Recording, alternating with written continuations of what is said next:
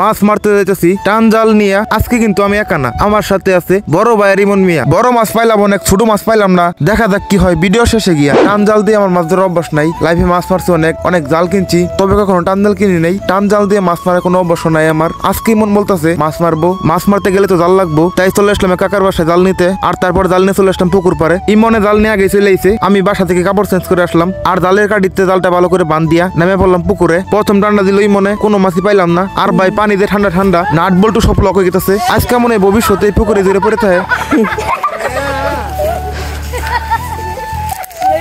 ভাই কোনোভাবে এই ঠান্ডা পানিতে থাকা পসিবল না থাকলে কিছু করার নাই। মাছ মারতে যখন আইসা পড়ছি, আর যদি খালি হাতে বাসায় যাই কেমন একটা দেখা যায়। বাসার থেকে ছাতার মাথায় ডং দেওয়ার গেছাল। আসলে ভাই আমরা ডং দেখানোর পোলাপান না। কোনো কাজে যখন আইসা পড়ি আর ওই কাজটা যখন মন থেকে করার ইচ্ছা হয়, তখন ওই কাজটা যত কঠিন হোক না কেন কাজটা করেই সারি।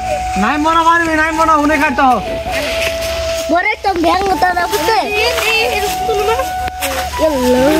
আর ধরো আর কি করবি জি জি দাঁড়া।